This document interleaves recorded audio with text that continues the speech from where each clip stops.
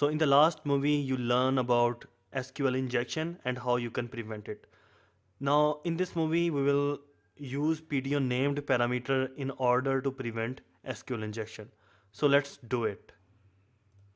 So now adding values to these column. So I will use the named parameter here. These named parameter will be completely dummy one. So first one will be ename. Then we will have our named parameter of s n and adding the colon. Then we will have our named parameter of dep with the capital T. Then we will have our named parameter of salary with the capital Y, adding colon. Then home address with the capital S at the end. Let's make this one capital E at the end and N to be lower one. So in the previous MySQL and MySQLi, we put our values directly here and add the SQL injection function to sanitize our SQL. But in PDO, we don't have to add any function. We can simply use the dummy name here instead of putting these direct variable. Now this will be it for our SQL query. So adding semicolon. Now on the next line, first we will prepare our SQL. So I will add this variable stmt that will use our database connection, which has the name of connecting DB, and it will prepare this SQL by using the prepare function. So putting our SQL here. Then on the next line we have to define these dummy names. So by using this stmt object, whenever you see this arrow operator in PDO, it means that we are using some variable as a object. So here we are using this connecting DB variable as a object and calling the method or function of prepare. Now we will use this stmt as an object. So adding the arrow operator, dash and angle bracket, and calling the method of bind value. And here I have to define this named parameter. So inside this function of bind value, I can put this ename with the capital E at the end inside single quote, and here I have to put the actual value which I am receiving from my form, and that is this variable of ename.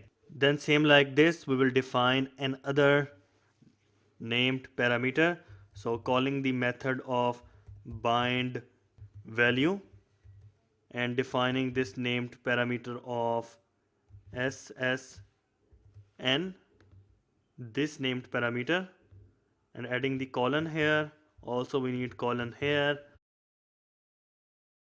Then putting the actual variable, that is this ssn. So same like this, copying this one, pasting it, and now making it for this DEPT with the capital T and putting our variable of DEPT here, this variable of DEPT. Then for salary, named parameter with the capital Y and putting this variable of salary here. Then for home address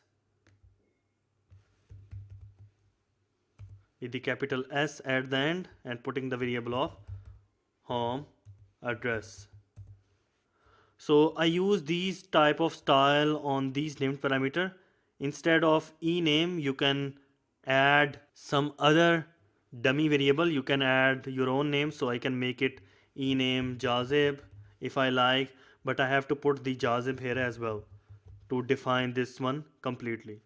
So you can put any name you like here in the named parameter, but make sure that it should match in the bind value function.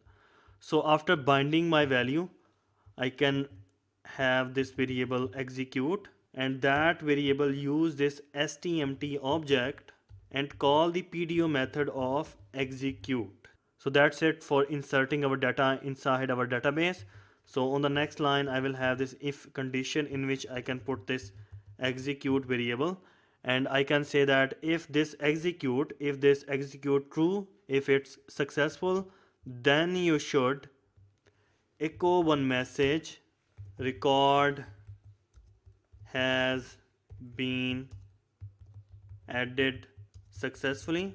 And now let's also add one span tag with some class.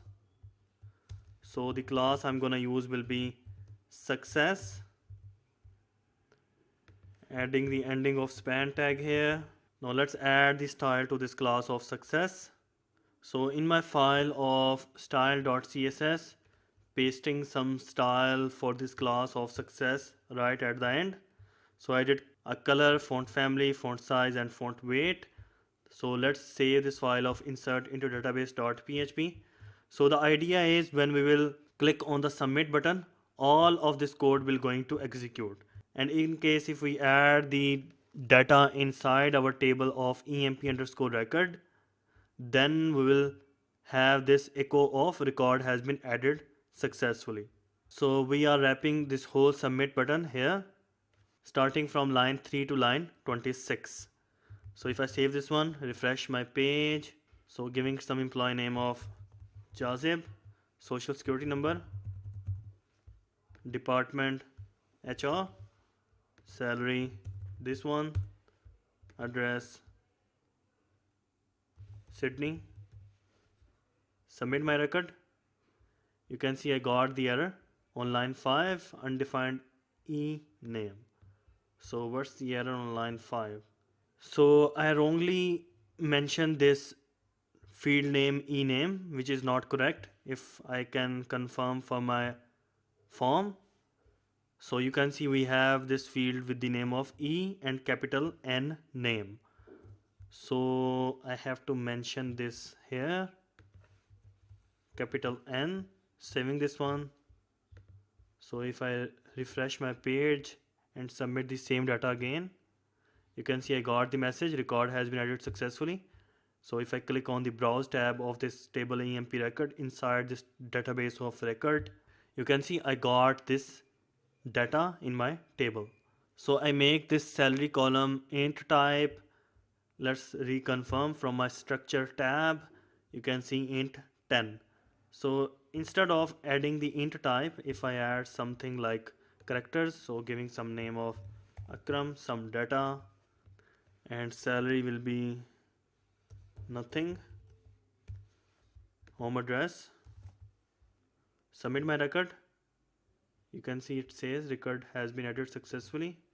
So if I click browse, in the salary column we are getting this 0, not the nothing character.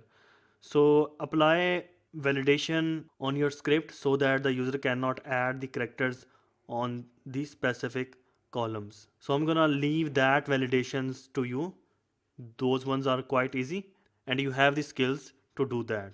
Use the lecture of our form chapter and add the validation so that you would not have any wrong data in your database. So that's it for adding record inside our database.